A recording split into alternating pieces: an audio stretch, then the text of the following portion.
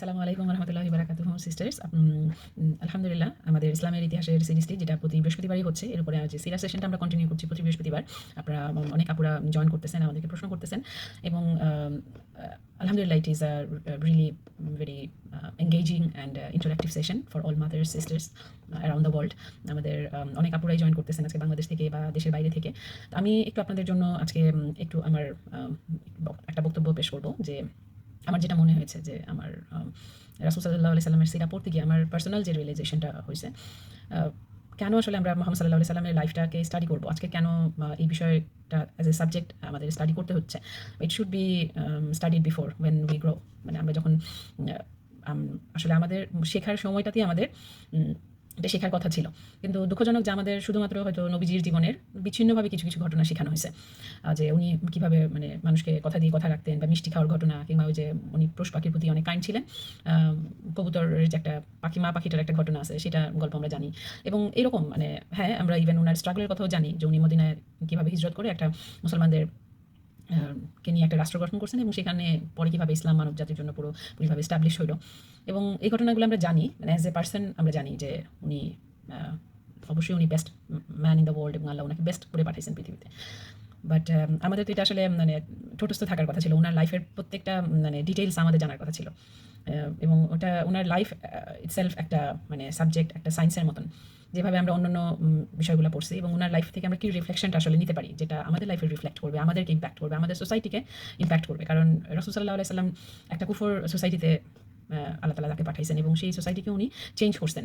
তো এটা আমরা যদি আমাদের সোসাইটিকে একটা চেঞ্জ আনতে চাই, তাহলে অবশ্যই আমাদের কেউ ওনার লাইফকে এমনভাবেই স্টাডি করতে হবে যেটা আমাদেরকে পরিবর্তন করে। আদারওয়াইজ আমরা যতই আসলে স্টাডি করি না কেন বা পড়ি, এটার কোনো ইম্প্যাক্ট আসবে না।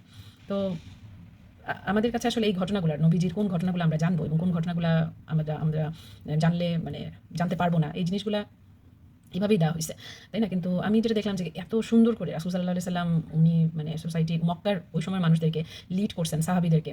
একেকটা ব্যাকগ্রাউন্ড, বিভিন্ন ব্যাকগ্রাউন্ড থেকে মানুষ আসছে, তাদেরকে ইউটিলাইজ করা। উনার যে একটা ইউনিক লিডারশিপ স্কিল ছিল, এবং উনার সব ওভারঅল উনাকে আল্লাহ তাআলা যে ওয়াইজডমটা দিছেন, আমরা সেটা মানে শিখতে পারতেছি কিনা, সেখান থেকে বেনিফিটেড হওয়ার কথা ছিল অ্যাজ এ মুসলিম, তাই না?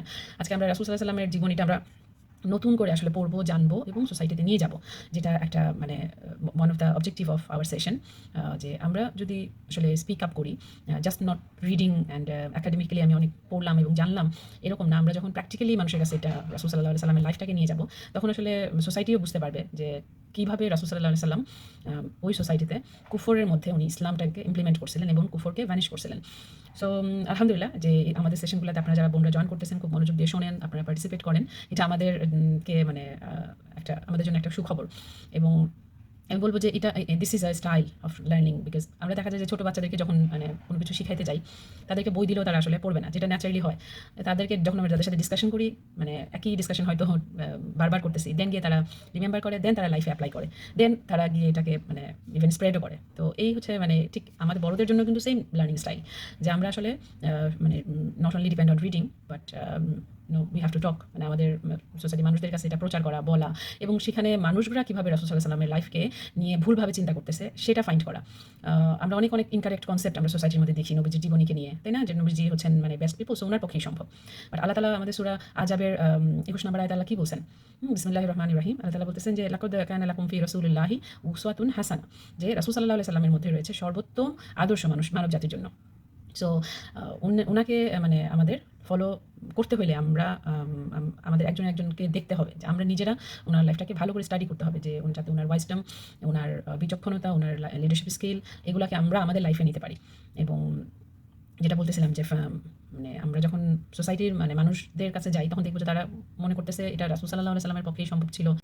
তো এটা এভাবেই আসলে আমরা আমাদের রাসূল সাল্লাল্লাহু আলাইহি সাল্লামেরকে আমাদের ব্যক্তিগত জীবনে থেকে শুরু করে আমাদের আমাদের সামাজিক জীবনে, আমাদের অর্থনৈতিক জীবনে, রাষ্ট্রীয় জীবনে, আমাদের সামগ্রিকভাবে আমাদের সবকিছুতে আমরা রাসূল সাল্লাল্লাহু আলাইহি সাল্লামকে আসলে নিতে পারবো, এবং ওনার লাইফকে আমরা কারেক্টলি জানতে পারবো। So it will help to মানে আমাদেরকে জানতে চেষ্টা করবে, মানে আমাদেরকে সাহায্য করবে রাসূল সাল্লাল্লাহু আলাইহি ওয়াসাল্লামের কাজের পদ্ধতিটা, অ্যাকচুয়াল পদ্ধতিটা কী ছিল, উনার ইসলাম প্রতিষ্ঠার পদ্ধতিটা কেমন ছিল, এটা আমরা জানবো এবং জানাবো।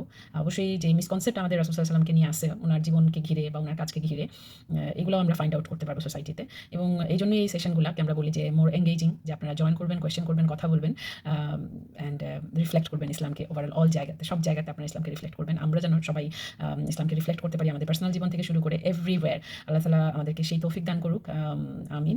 ইনশাআল্লাহ দেখা হবে আজকে রাত ৮টা ৪০ বৃহস্পতিবার রাত ৮টা ৪০। জাযাকাল্লাহু খাইরান। আসসালামু আলাইকুম। সবাই ভালো থাকবেন।